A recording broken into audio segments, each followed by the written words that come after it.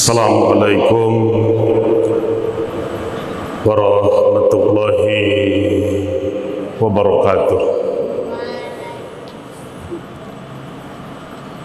Alhamdulillahi rabbil alamin. Wassalatu wassalamu ala asrafil anbiya'i wal mursalin wa ala alihi wa sahbihi ajma'in. Amma ba'du, Bapak dan Ibu kaum muslimin jamaah salat zuhur yang dirahmati Allah.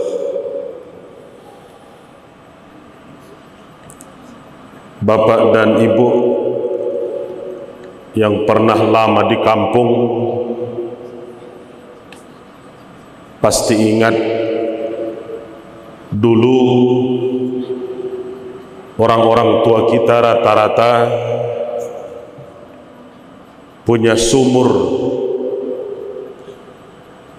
yang airnya kita ambil dan nikmati tiap hari. Rata-rata rumah di kampung sumber airnya yang paling banyak itu menggunakan sumur. Kalau kita yang tinggal di kota, banyak yang dari saluran pipa PDAM. Ada juga sumur, tapi sumur bor. Ada filosofi, hikmah yang berharga kalau kita mengambil pelajaran dari sumur yang ada di rumah orang tua kita atau juga di rumah kita sekarang. Apa filosofinya? Sumur makin ditimba airnya, bukan makin kering. Makin sering dikeluarkan airnya, justru makin jernih, airnya makin bersih. Ditimba tiap hari, dikeluarkan tiap saat. Air sumur itu kan segitu-gitu juga itu. Kan tidak juga penuh kalau tidak kita keluarkan airnya. Segitu-gitu aja. Sumur bahkan punya resiko, airnya tidak bersih, tidak lagi jernih kalau tidak ditimba dan tidak dikeluarkan air dari sumur itu. Kalau dibiarkan saja, ditunggu penuh tidak juga, ujung-ujungnya bahkan akan jadi sarang penyakit. Air sumur akan mulai berubah warna. Yang dulu jernih mulai kecoklatan, mulai keruh. Yang dulu bersih bahkan tidak bisa lagi dinikmati. Ujung-ujungnya jadi sarang penyakit. Bapak Ibu, sedekah kita, infak kita, wakaf kita yang telah kita salurkan ke tangan orang-orang yang berhak, rezeki yang di tangan kita itu seperti sumur, makin sering dibagi, makin sering diberi, makin sering disalurkan, rezeki tidak juga habis, rezeki tidak juga hilang. Justru rezeki yang telah Allah berikan kepada kita ketika kita tahan di tangan kita, kita tumpuk dan kita kumpul, tidak kita salurkan, tidak kita bagikan, tidak kita berikan kepada yang berhak, jadi penyakit bahkan. Maka Kalau sudah sampai waktunya, sampai hitungan nisabnya, harta harus keluar. Namanya zakat. Zakat untuk membersihkan harta yang ada pada kita, karena rupanya tidak semuanya milik kita. Huz min amwalihim tutahhirhum wa tuzakkihim biha. Ambil dari harta mereka itu, zakat mereka, untuk membersihkan rezeki yang telah diberikan kepada mereka. Maka zakat fungsinya membersihkan. Bagaimana dengan infak, sedekah, hibah?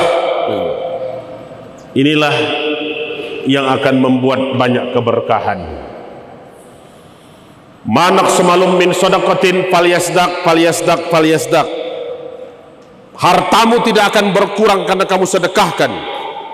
Hartamu tidak habis karena kamu infakkan.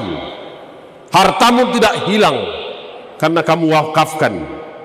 Justru tambah dan tambah. Ada jaminan bahkan dari Rasul, lipat gandanya yang datang, bukan hilangnya yang terus berkurang. Nah, kita kalau ingin melipat gandakan harta, sebenarnya bukan menyimpannya lama-lama di bank. Di bank itu berapa bunganya? Mana yang paling banyak bunganya disimpan di bank dengan disimpan di jalan Allah? Mana yang paling besar nilainya? 1 balas 7 kali 10 kali 100 tambah dengan wallahu yudhaiful liman yasha. Allah masih melipat gandakan pahala kebaikan, keberkahan bagi orang-orang yang dikehendakinya. Berapa lipatnya kita tidak dikasih tahu. Berapa tambahannya kita tidak pernah dikasih tahu tentang nilai-nilai itu. Tapi ada jaminan dari Yang Maha Kuasa. Inna sadaqatil mar'il muslim tazidu fil umri wa tarfa'u min tadatsu'i. Sesungguhnya sedekahnya seorang muslim akan menambah umur panjangnya dan menjauhkan dia dari mati secara su'ul khotimah, jelek di akhir. Nah, kita sudah ada contoh sejak zaman dahulu. Contoh itu sudah Allah tunjukkan. Di zaman Nabi Musa ada Qorun. Kemana harta Qorun yang banyak itu? Apa hasil akhir yang diterima oleh Qorun dengan hartanya? Bahagiakah dia? Selamatkah dia?